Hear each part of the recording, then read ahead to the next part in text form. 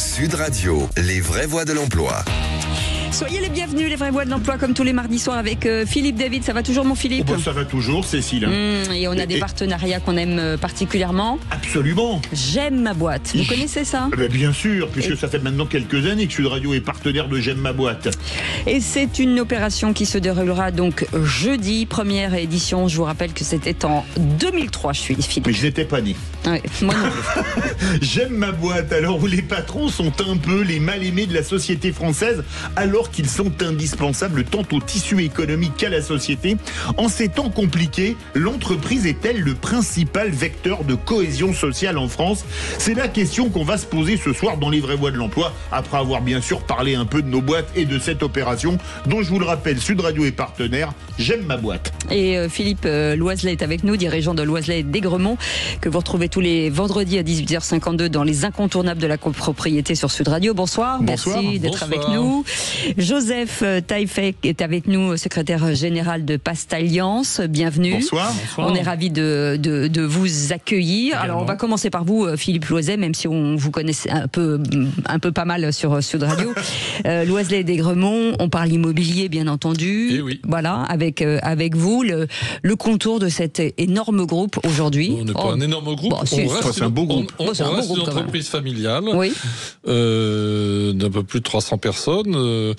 Nous gérons l'équivalent de la ville de Nantes, principalement sur la région parisienne, mais aussi à Nantes et à Bordeaux. Comment? Je dis à part ça, c'est pas énorme. Non, c'est pas énorme. Non, c'est pas énorme. Enfin, on gère un peu plus de 100 000 logements sur 1500 immeubles. Un métier qui est, en ce qui concerne la copropriété, à la fois passionnant et très difficile. Je rends hommage ce soir à l'ensemble de mes collaborateurs gestionnaires de copropriété, à leurs assistants et assistantes, qui font un métier, je le dis, un vrai métier de service public au sens littéral du terme. Ils sont au service du public, au service de leurs clients, et ils s'occupent de ce qui est le plus important chez les Français, leur logement. Et juste une chose, pour avoir fait quelques assemblées générales de copropriétaires, quand on est syndic, c'est une partie de vos activités, il faut être à la fois casque bleu et psychologue, non? C'est vrai, il faut avoir moi j'ai vu des réunions de copropriétaires où c'était la foire d'empoigne, quoi. J'ai l'habitude de dire que la copropriété rend fou. Alors, est-ce que, pour répondre tout de suite à la question avant de passer à notre autre invité, est-ce que pour vous, on le disait dans notre émission, est-ce que c'est un lieu, par exemple, de cohésion sociale aujourd'hui, l'entreprise? L'entreprise, bien sûr. Alors nous, ça fait J'aime ma boîte existe depuis 2003, mais ça fait 22 ans qu'on est partenaire de l'opération.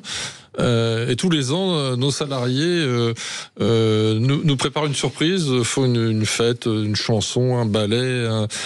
Ne me posez surtout pas la question de savoir ce que ce sera cette année.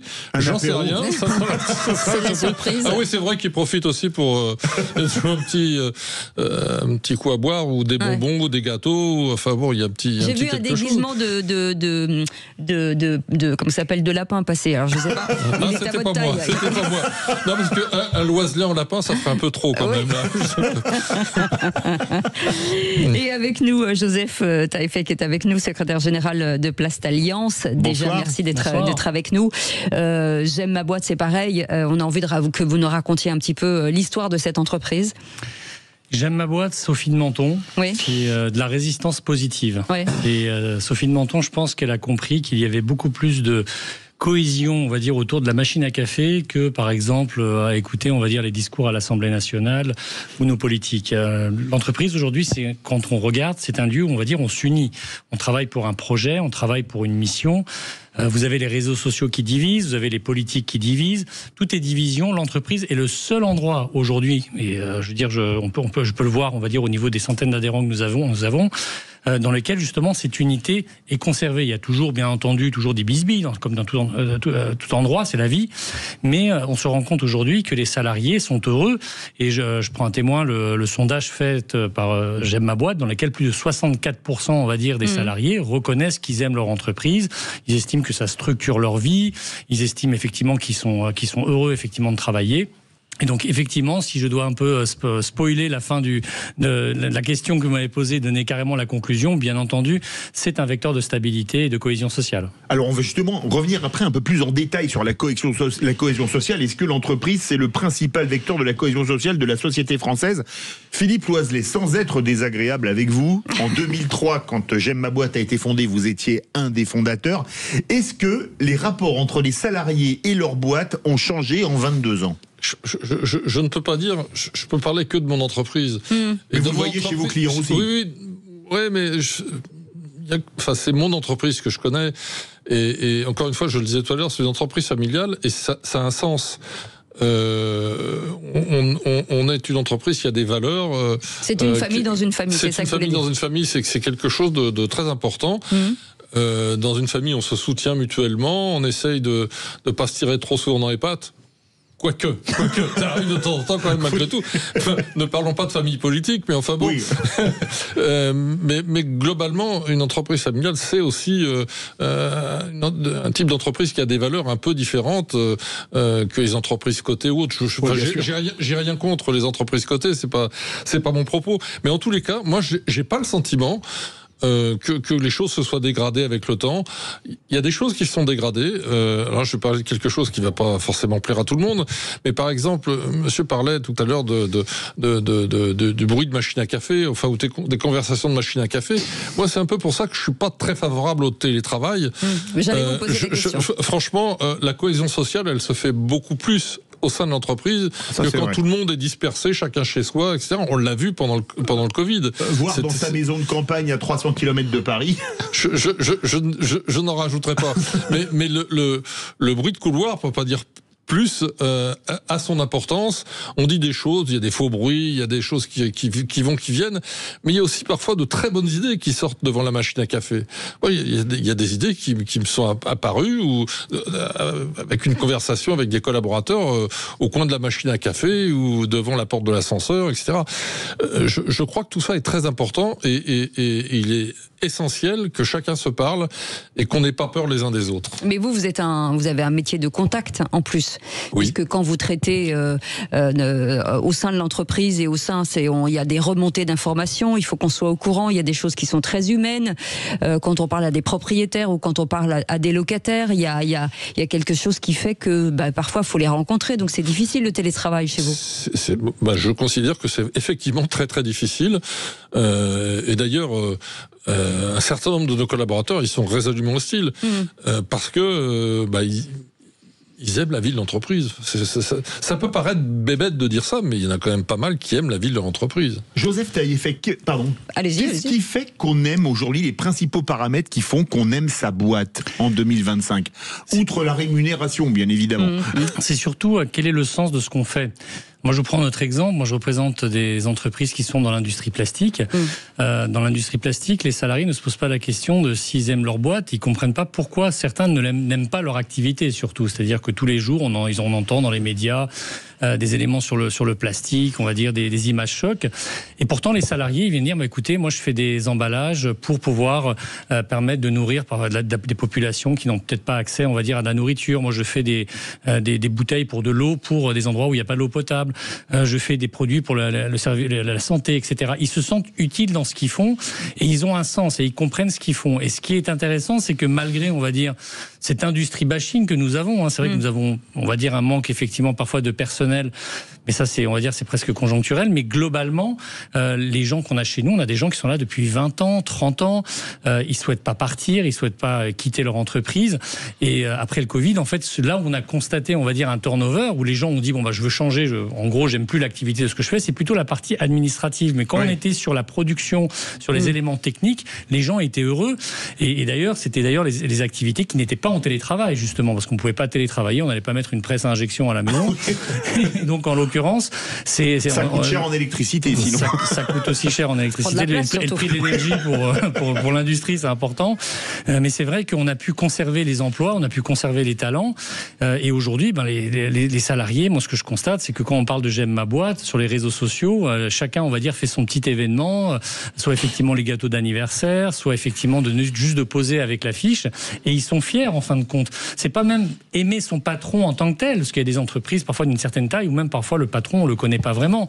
Mais c'est surtout, on va dire, les équipes avec qui ils bossent et ils travaillent, et les services RH, on va dire, sont ravis de cette initiative de Sophie de Menton avec J'aime ma boîte, parce que ça permet justement de relancer quelque chose. Et au vu justement, quand on voit l'événement par exemple de Patrick Martin qui a été annulé récemment, qui était un petit peu j'aime plutôt mon syndicat, mais c'était plus que j'aime les entreprises. Là, c'est un petit peu pareil.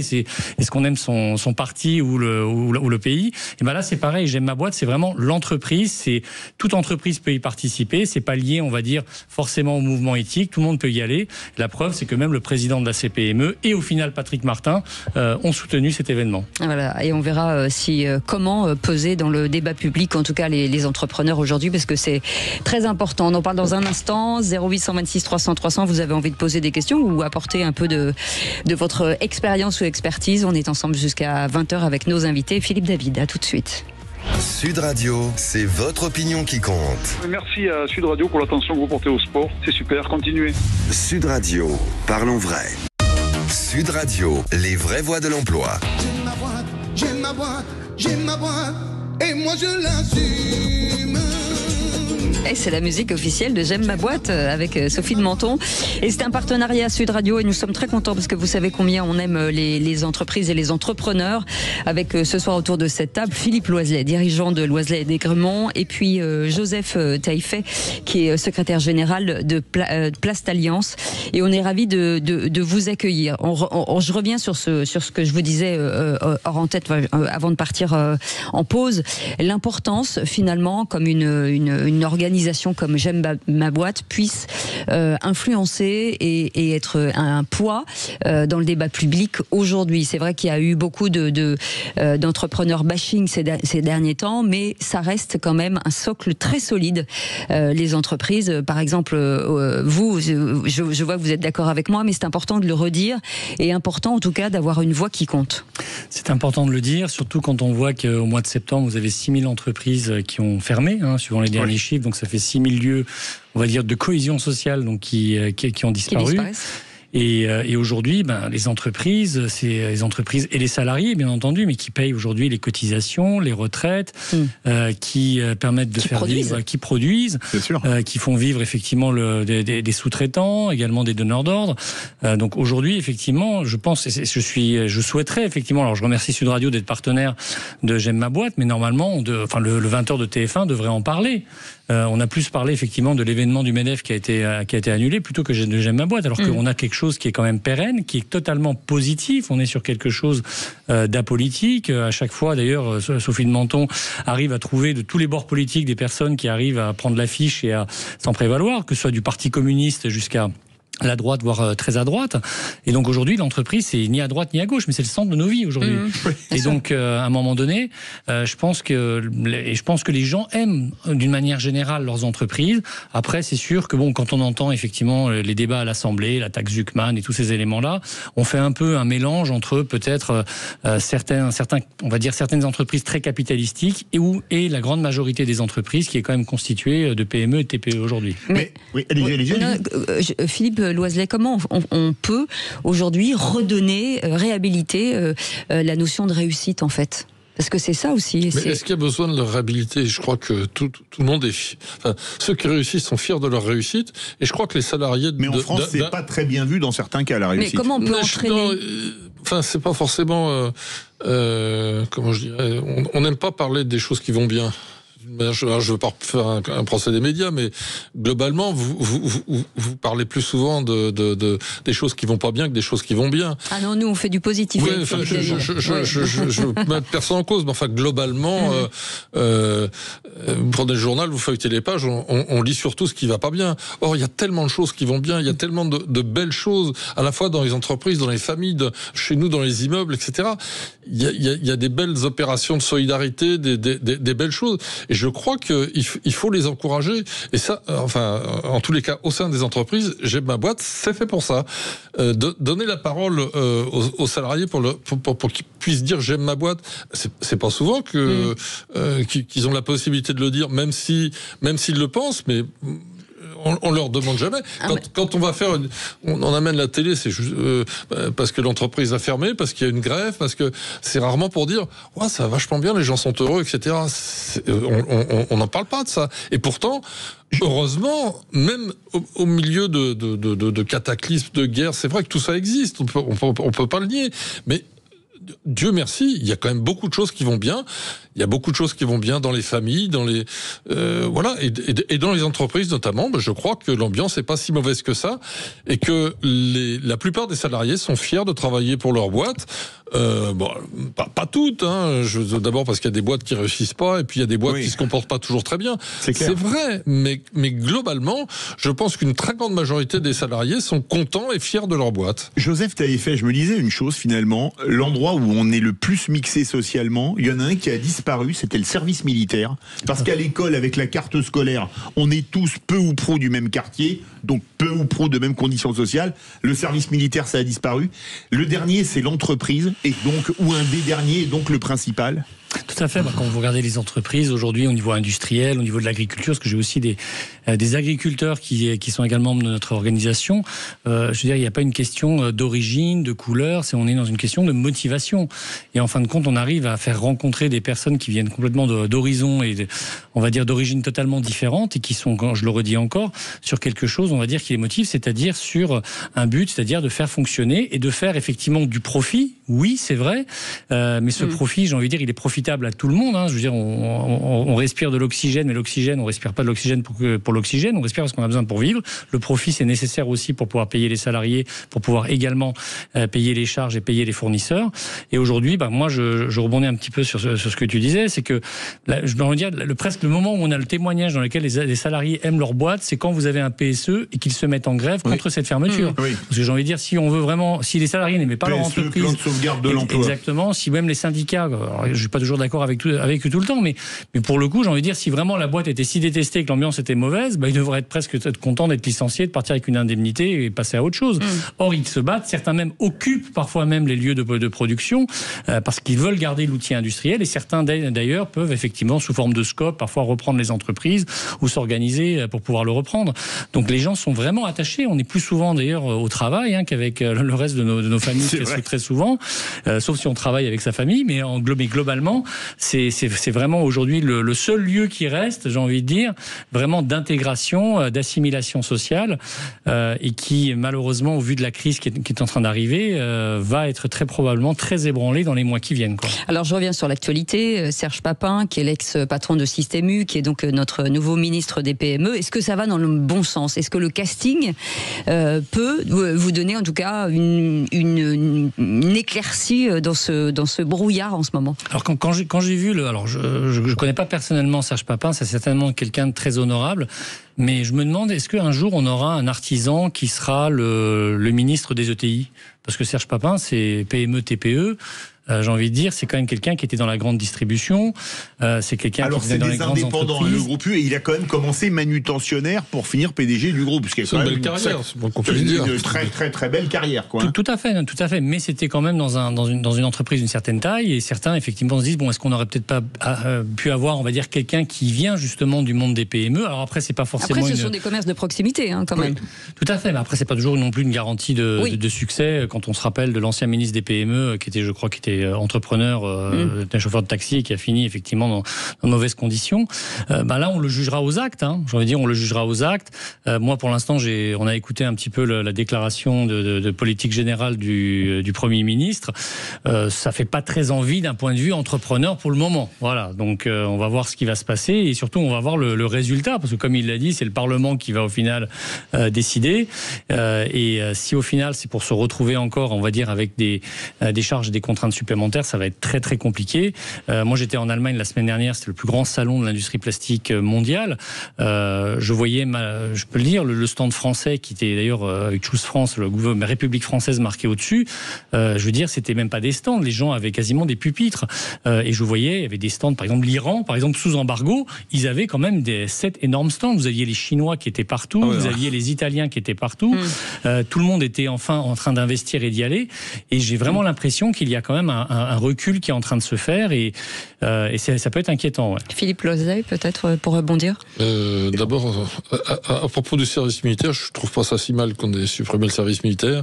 On aurait mis un service civique national, je pense que ça serait pas plus mal, mais enfin, le SNU, moi je regarde pas le service militaire, je l'ai fait un petit peu, ils m'ont pas gardé, mais franchement je regrette rien, mais ça n'empêche pas de donner son temps pour son pays, pour non mais je parlais pour la cohésion sociale, parce que au service militaire, il y avait le fils d'ouvrier et le fils de PDG dans le même escadron, et dans l'entreprise il y a le smicard et il y a le patron. Je suis pas sûr que ça serve à grand chose. Enfin bon, bref, mais en tous les cas, dans les entreprises, les bons moments dans les entreprises sont utiles à la cohésion sociale du pays. Très sincèrement, j'en suis absolument convaincu. Est-ce que vous incitez à l'entrepreneuriat? Parce qu'il y a des boîtes qui font ça, des gros groupes qui proposent de dire, voilà, si vous en avez un peu assez du salariat, on va vous aider à devenir entrepreneur. Est-ce que ça, c'est une voie aussi possible pour redonner ce goût de l'entrepreneuriat? Tout le monde n'a pas le goût de l'entrepreneuriat. Certains non plus n'ont pas le goût du salariat non plus. Bien sûr. Et vous avez aussi des entrepreneurs, les auto-entrepreneurs, qui eux-mêmes n'ont pas de salariés, mais qui travaillent pour leur compte. Mais certains n'osent pas. Certains n'osent pas, mais aujourd'hui, venir proposer à un salarié de faire de l'entrepreneuriat, il faut avoir de sacrés arguments, on va dire, vu le contexte. Aujourd'hui, justement, et ça c'est toujours l'entreprise, c'est que le salarié, il a sa couverture sociale, il a cette protection, il a cette mutuelle, sa prévoyance, il sait que quand il peut partir en congé, il aura ses congés payés qui vont être là. Dès lors que vous passez, on va dire, de l'autre côté de la barrière, si vous êtes malade, c'est pour votre pomme, si vous avez des congés, vous le prenez de votre poche. Et c'est ça aussi, c'est-à-dire que tout le monde ne pourra pas être entrepreneur et tout le monde ne doit pas non plus être entrepreneur. Tout le monde n'est pas fait pour être entrepreneur. Mais c'est bien que vous soyez tous les deux inspirants. C'est ça qui est intéressant.